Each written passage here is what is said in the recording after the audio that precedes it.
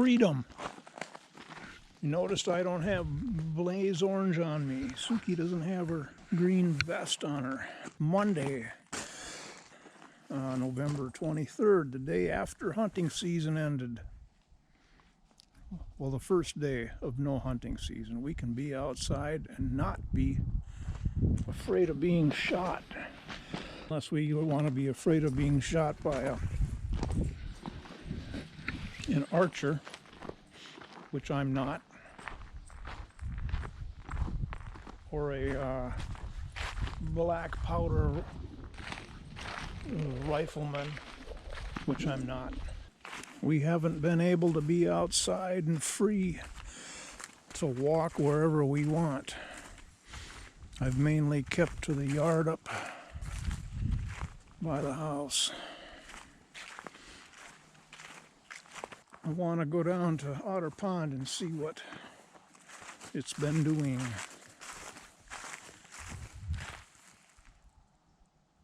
Well, where the hell did she go? I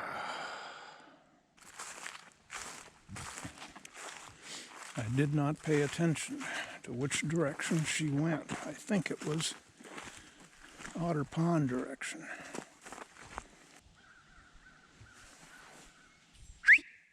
Out of sight for me.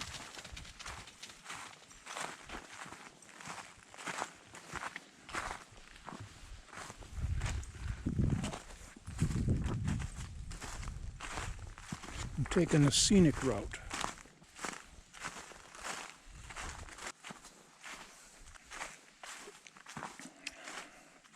Weeks hasn't done any changes up here. And more ice.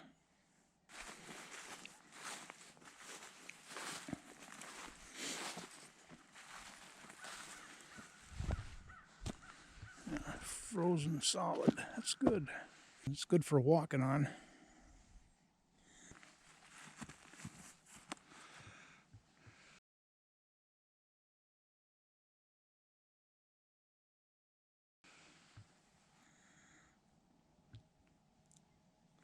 Looks like the beaver has been at work to some little extent. This is higher than it was, but where's his escape hole?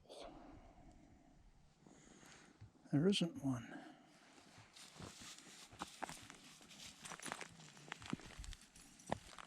He's a strange beaver. He's not observing the rules of norm. All right.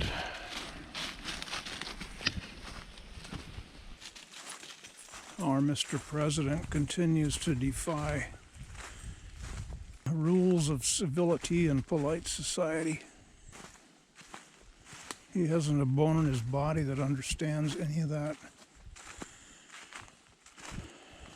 I was reading yesterday how he is in for big trouble the moment he steps out of the White House in his presidential term legally. He's got lawsuits lined up to take action of that private citizen he will be. And I'm wondering, how are they going to get him out of the White House if he continues to defy all of the rules. I swallowed something wrong half an hour ago trying to eat breakfast. That's why my voice is a bit high-pitched. Are they going to have to send in the military to physically roust him out? Suki. She's been cooped up. Has had no opportunity to be out and running. A few times we walked up to the mailbox. Well, that was nice, but just not the same. It's chilly out here. A little bit of a breeze, and ooh, I was thinking of not wearing gloves. Yes, sunny. I was still living in early October when such things could be done, such as going outside without gloves on. I've got an appointment for December 15th to meet with my dermatologist. I began thinking a few days ago, well, Jesus, is that going to be dangerous? I can't leave my mask on while he's examining my face. I don't know what I'm going to do, if I'm going to reschedule. I'm tempted. I think that's what I'm going to do. It isn't like an emergency. I don't want to take any risks. Oh, sweetheart. There we are.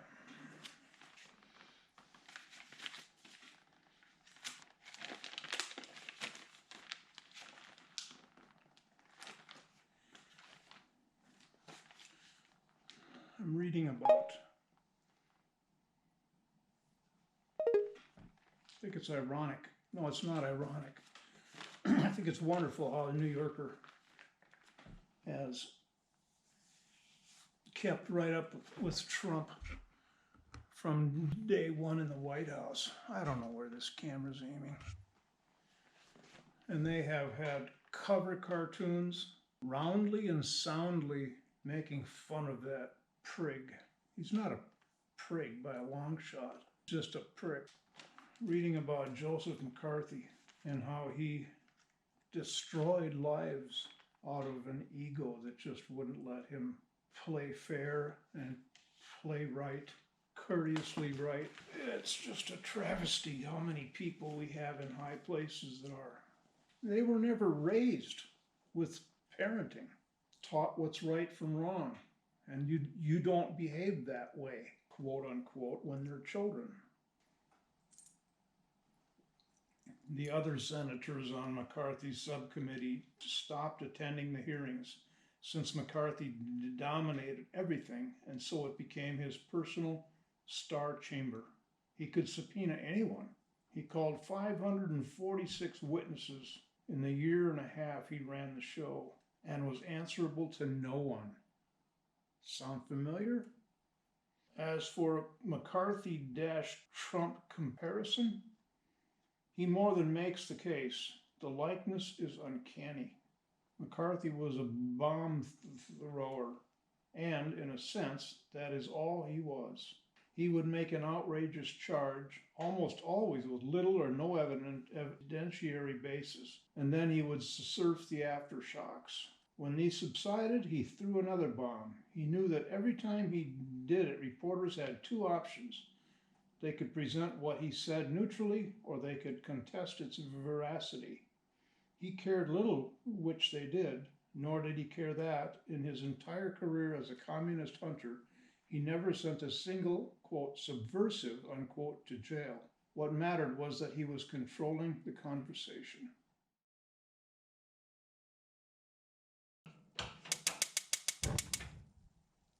Wednesday, day before Thanksgiving.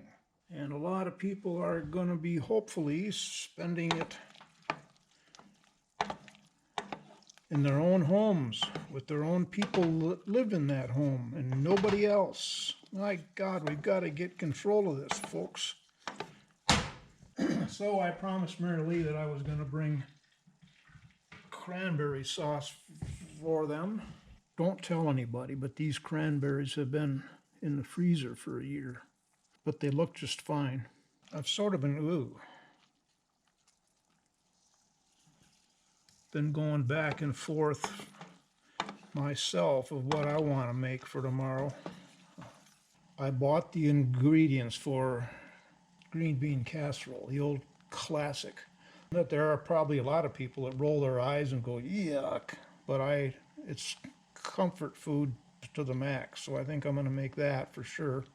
And make stovetop stuffing. I have a box of that, and that is surprisingly tasty, the good flavors of Thanksgiving.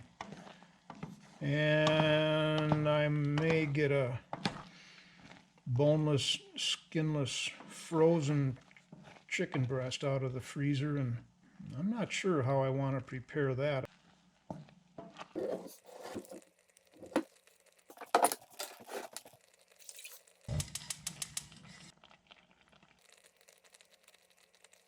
Dog hair.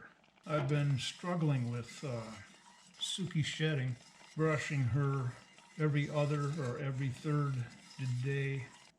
And I have thought all along, well, I know they make covers, pet covers for furniture, but they're going to be what, $50, $75? I can't afford that.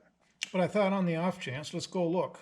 Well, heck, you can get them for $25, and they fit. They're cut for going up the back, coming down the front, going over the arms, and there's even a strap that goes around the back of the love seat to hold it in play. Wow, okay.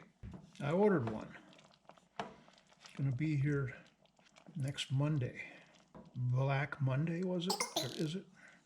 Anyhow, I'm excited because it's a heavier duty than a tablecloth.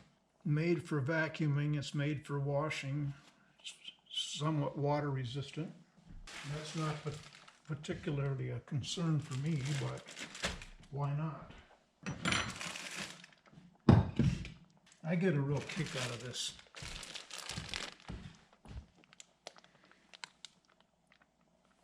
I'm assuming you can read that. If you can't, it says wash and rinse before using. Wash and rinse. So if you're going to wash them, that must mean you're going to use soapy water, because they say rinse, wash and rinse. So you're going to rinse off the soapy water when you've washed them. How do you wash them? You do each berry? I think they would have been fine if they had just said rinse before using. Yeah. Pay attention, Chris.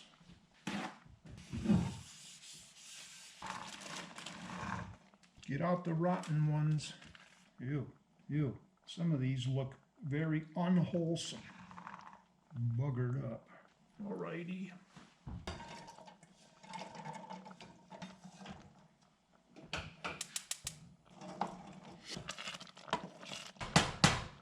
That seems a little soupy. I've been through this before. There's a magic, perfect cooking amount that's hard to judge when you're cooking it, because as it cools, it thickens, and it's difficult to know when you're cooking. And I don't ever go by perfect amount of time, because when does it begin to boil? When do you officially say, okay, it's boiling now, set the timer for 7 minutes or whatever you would? I've always sort of gone by and learned by thickness and how it's going to thicken up as it cools and gets chilled. You overdo it, it gets really too thick. You know, their copywriter is a little quirky in his or her thinking. You know, the wash and rinse. But then I get on the back here, on the front. Delicious recipes available on back. Why not just say delicious recipes on back? Available on back sort of means it's available to you, but you got to do something before it's opened up to you. Oh, now here they say on the back, to use cranberries now, rinse in cool water, drain.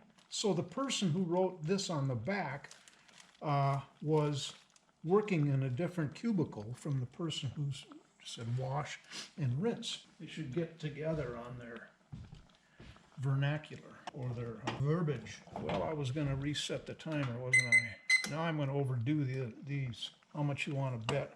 I don't care. I'm not going to be eating them. Well, I think that might have to do. That's right, I'm just remembering. Green bean casserole and stovetop stuffing. A few years ago, I combined those two into one, and it was excellent. And I think that's what I'm going to do. I've even thought about cutting up the chicken or poaching the chicken and then cutting it up and putting it in chunks in the green bean casserole. I'd like to have a couple of different, 2, 3 different things, so you can take a mouthful of this and eat it and have that flavor, then a mouthful of the other and have that flavor, rather than have them all combined into each forkful tastes the same. But I like the idea of putting the chicken, cooked chicken, into the green bean stuffing dish. I think that's what I'll do. I've just solved that huge problem. Yeah, well, I don't like that. It's too thin, but no, leave it open. Nice thing about having a Bilko door on the north side of the house is that's a nice cold pantry. I can go down the basement, open the insulated door, and put these right on the steps out in the cold part.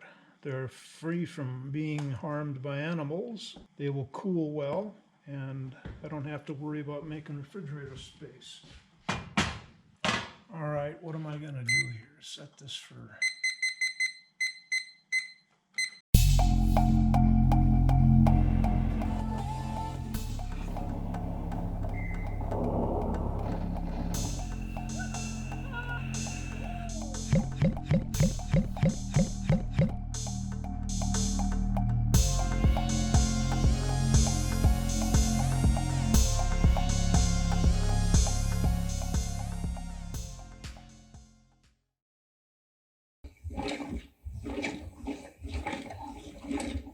Starting day 5 in the Czech Republic.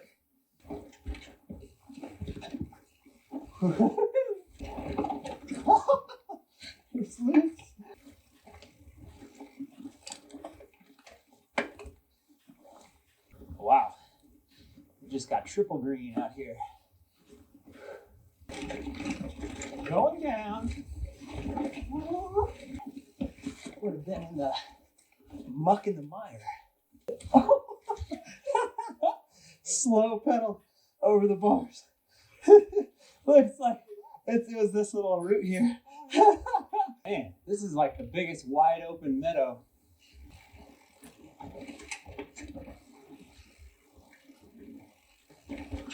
Whoop.